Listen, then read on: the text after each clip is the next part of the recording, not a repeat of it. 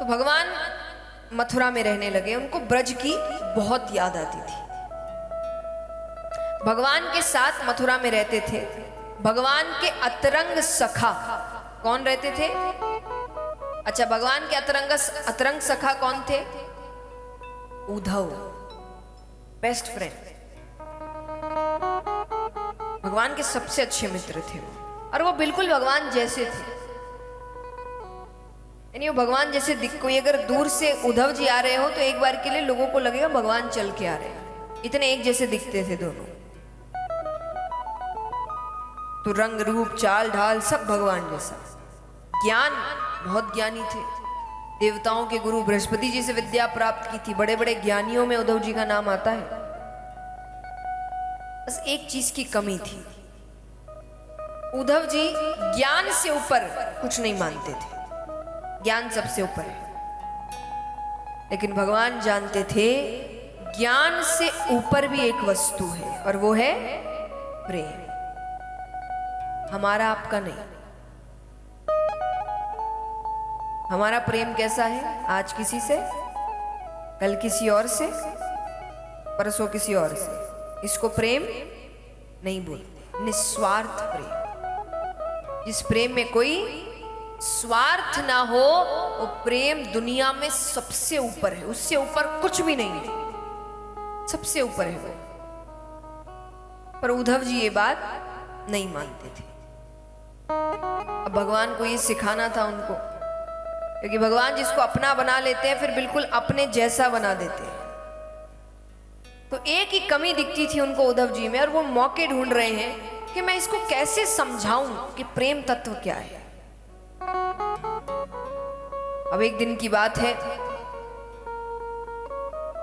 भगवान को ब्रज की बहुत याद आ रही है। जैसे कई बार परिवार के कुछ सदस्य बाहर रहते हैं ना, तो ऐसे तो हम हमेशा ही याद करते हैं उनको, पर कुछ कुछ ऐसे दिन आते हैं जब बहुत याद आती है कि मानो वो दिख जाए। तो आज वही दिन था भगवान के लिए। भगवान को ब्रज की इतनी याद आ रही है कि भगवान ने अपने काम काज जल्दी से निपटाए, अपने कमरे में आए, क्योंकि उनके कमरे में एक बड़ी सी खिड़की थी। उस खिड़की से यमुना नदी का तट दिखता था। भगवान उसके पास आके खड़े हो गए। भगवान कहते हैं आज मुझे कोई दिख जाए, कोई ग्वाला दिख जाए, कोई गोपी दिख जाए, यशोदा मैया दिख जाए। अब भगवान को इतनी याद आ रही है, वो सब कुछ याद कर रहे हैं, अपने पुराने दिन याद कर रहे हैं कि सामने से कुछ ग्वाले जा रहे थे। भगवान को आए समय हो गया तो कई नए ग्वाले आ गए हैं। तो वो गैया चराकर घर लौट रहे थे। तो उनको देखकर भगवान को याद आता है कि अरे ये तो वही समय है। जैसे हम स्कूल जाते हैं ना, अपने पुराने स्कूल जब कभी, वैसे अपनी क्लास को देखकर याद आता है ना, हम यहाँ बैठते थे, हम यहाँ खाते थे, हम यहाँ घूमते। तो भगवान को वैसे याद आ रहा है। भगवान कहते हैं तो वही समय है जब मैं श्री दामा मुद मंगल हम सब गैया चराकर घर लौटते थे। और भगवान को इतनी याद आ रही है, एक बार के लिए भगवान भूल गए कि भगवान कहाँ है। और भगवान जोर जोर से चिल्लाने लगे, अरे श्रीदामा रुको, अरे मैं भी आ रहा हूं, अरे भैया जल्दी चलो, आज तो बड़ी देर हो गई, आज माता बहुत चिल्लाई। पर जब भगवान का ध्यान भटका तो उनको समझ आया कि वो कहाँ है। भगवान जोर जोर से रोने लगे। भगवान इतनी जोर से रो रहे हैं कि बगल के कमरे में उद्धव जी बैठे हैं, उन तक आवाज जा रही है। वो आवाज सुनकर वो दौड़ कर आते हैं। प्रभु आप रो रहे हैं? अरे आप तो ये रोना धोना प्यार मोहब्बत इन सबसे परे है, आप क्यों रो रहे हैं? भगवान ने कहा उद्धव मुझे ब्रज की बहुत याद आती है,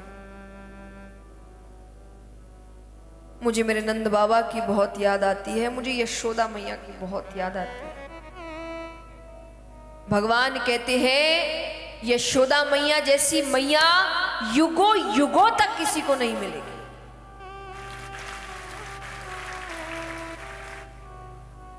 अरे मैं जब तक रहा मैंने उनको कोई सुख नहीं दिया, सच में नहीं दिया।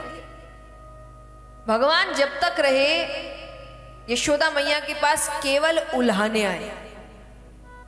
हर वक्त उनके दरवाजे पे कोई खड़ा रहता, तुम्हारे बेटे ने ये कर दिया, तुम्हारे बेटे ने वो कर दिया। तो भगवान कहते मैं जब तक रहा मैंने उनको कोई सुख नहीं दिया, और इसके बावजूद उनका प्रेम घटने की बजाय और बढ़ता गया। तुम्हें पता है, एक दिन मैं गैया चराकर घर थोड़ी देर से लौटा तो मेरी माता मुझे हृदय से लगाकर रोने लग गई। यशोदा मैया कहती कन्हैया तू देर मत किया कर,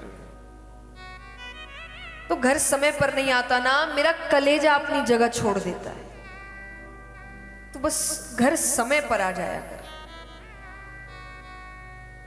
उसके बाद मैं कभी घर देर से नहीं लौटा। पर आज मुझे कितना समय हो गया है, मेरी माता कैसे रह रही होगी मेरे बिना। भगवान कहते हैं नंद बाबा जैसे बाबा युगों युगों तक किसी को नहीं मिलेंगे। अरे मेरे बाबा जानबूझ के जूतियां नहीं पहनते थे। क्यों? क्योंकि उनको पता था नंद बाबा क्या करते थे। नंद बाबा जूतियां नहीं पहनते थे। क्यों? तो घर से बाहर जाकर खड़े होते, क्योंकि भगवान को अच्छा नहीं लगता था कि बाबा ने जूतियां नहीं पहनी। तो नंद बाबा जूतियां छोड़ देते थे और घर के बाहर जाकर खड़े हो जाते। क्यों? क्योंकि कृष्ण जब भगवान छोटे थे तो भगवान वो जूतियां अपने सर पर लेकर आते थे और आकर नंद बाबा पे चिल्लाते थे कि आपने जूतियां नहीं पहनी, मैया चिल्लाएगी ना। और भगवान अपने हाथों से नंद बाबा को जूती पहनाते थे। तो बस इस लीला के लिए वो रोज ऐसा ही करते थे, वो घर से बाहर जाकर खड़े हो जाते। भगवान कहते हैं मैं दावे के साथ कहता हूं जब से मैं यहां आया हूं ना, मेरे बाबा ने जूतियां नहीं पहनी होगी। भगवान कहते उससे भी ज्यादा दुख मैंने उन भोली भाली गोपियों को दिया है। तुम्हें पता है, एक दिन यशोदा मैया ने मुझसे कहा कि कन्हैया तू उनके यहाँ चोरी करता है, तू उनकी मटकियां फोड़ता है। अरे वो गरीब है, वो जो दूध दही माखन बेचती है उससे जो पैसे आते हैं वो उसी से भोजन करती है, तो क्यों नुकसान करता है। मैं कई दिनों तक चोरी करने नहीं गया। पता है कुछ दिन बाद वो सब की सब घर आ गया। आकर कहती है यशोदा कन्हैया सिर्फ तेरा ही बेटा है क्या? अरे हमारा कुछ नहीं, चोरी करता है करने दो, मटकियां फोड़ता है फोड़ने दो, क्योंकि असल गरीब तो हम उस दिन हो जाएंगे जिस दिन कन्हैया हमारे घर आना छोड़ देगा।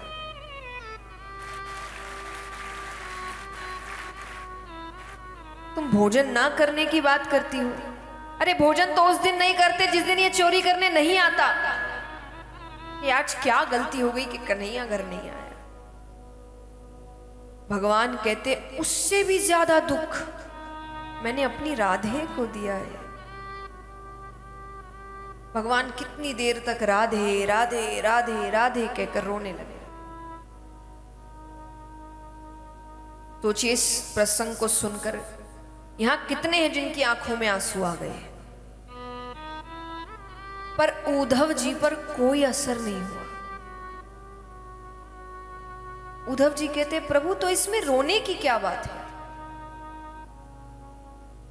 अगर ऐसा था तो आप अनपढ़ गवार ब्रजवासियों को ज्ञान से समझा सकते थे।